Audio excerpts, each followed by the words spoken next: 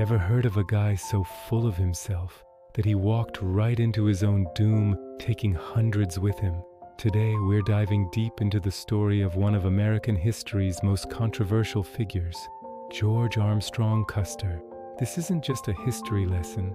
It's a tale of ambition, ego, and a final fatal gamble. So who was this guy? Picture this. It's the Civil War. A young, flamboyant officer with long, flowing blonde hair, decked out in a custom velvet uniform, charges into battle. That was Custer. He was brave, no doubt about it.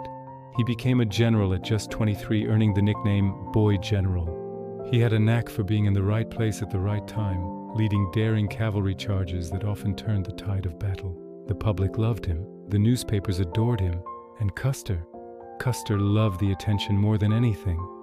After the Civil War, the nation was expanding westward, and the Army's new job was to manage the conflicts between settlers and the Native American tribes of the Great Plains.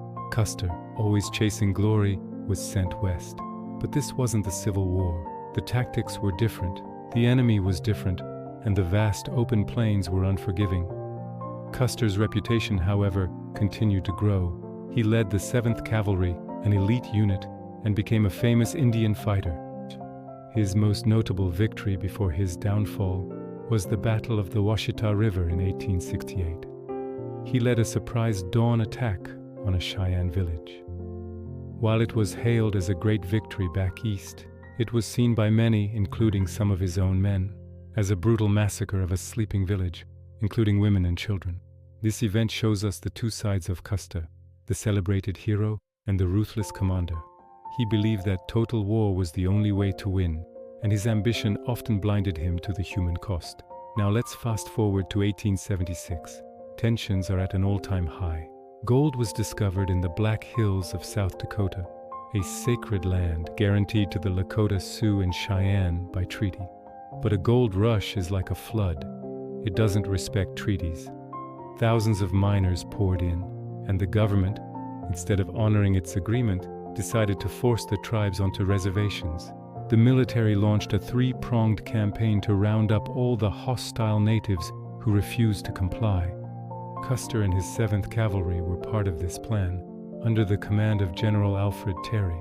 The idea was for 3 columns of soldiers to converge and trap the combined Lakota, Cheyenne, and Arapaho forces. But Custer had other plans. See, the Democratic National Convention was coming up, and there were whispers that Custer, a national celebrity, might have a shot at a presidential nomination. A stunning, decisive victory against the Native American tribes would be the perfect headline. It would make him the biggest hero in America. He wasn't just chasing victory, he was chasing the White House. This is where his ego really takes over. General Terry gave him specific orders. He was supposed to move his regiment south to act as a blocking force, a sort of anvil, while the main force under Terry and another commander, Colonel Gibbon, would act as the hammer. But the orders also gave Custer some discretion, and if you give a man like Custer an inch, he'll take a mile. His scouts reported signs of a huge village, far larger than anyone had anticipated. One of his most experienced scouts, a man named Mitch Boyer, warned him, "General, I have been with these Indians for 30 years, and this is the largest village I have ever heard of." He warned Custer that there were too many warriors to fight. Did Custer listen? Of course not. He was convinced they were running away. He believed that his only chance for that glorious victory was to attack immediately before they could scatter. Fear of them escaping was greater than his fear of their numbers. He was so sure of his own, Custer's, luck and the superiority of his 7th Cavalry that he made a series of disastrous decisions.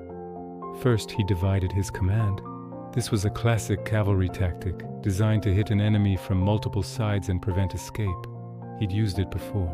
But against a small, surprised village, it works. Against a massive, prepared encampment of thousands of warriors, it's suicide. He split his roughly 600 men into 3 main groups.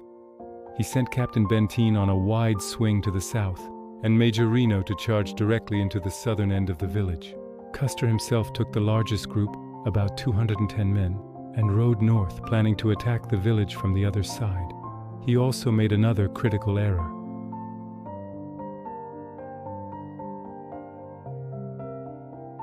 He turned them down, arguing they would slow him down. He also left behind extra ammunition and a significant portion of his regiment's reserve forces. Speed was everything. He wanted to get to the glory first.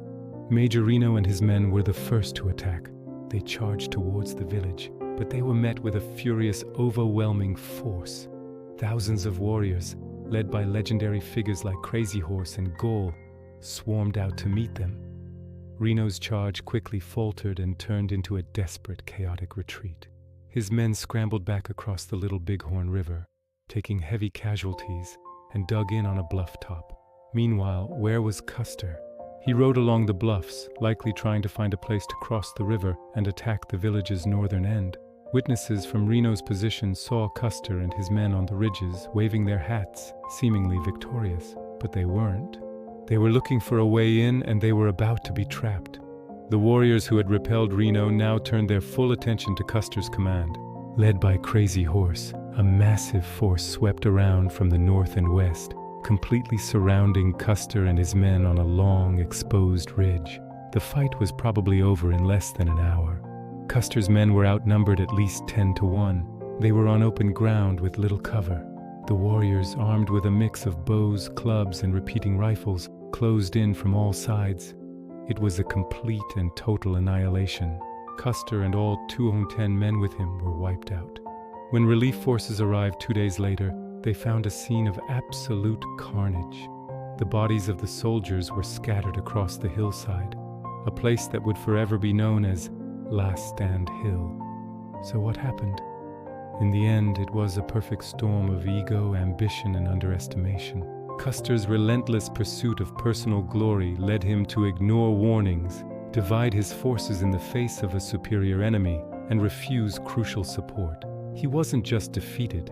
He was out-generaled and out-fought by leaders like Crazy Horse and Gaul, who were defending their families, their homes, and their way of life. The Battle of the Little Bighorn, or Custer's Last Stand, became a legendary event in American history.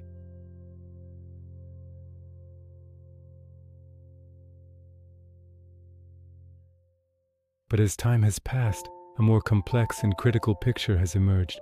We now see a man whose greatest enemy wasn't the thousands of warriors waiting for him in that valley, but the reflection he saw in the mirror every morning. A man so blinded by the spotlight that he couldn't see the cliff right in front of him. The story serves as a powerful reminder that ambition without wisdom is dangerous, and that underestimating your opponent, whether on the battlefield or in life, can have fatal consequences. Custer chased his own legend all the way to Last Stand Hill, and in a final, ironic twist, his catastrophic failure made him more famous than any victory ever could have. Thanks for watching. If you found this story fascinating, hit that like button and subscribe for more deep dives into the most compelling moments in history. See you next time.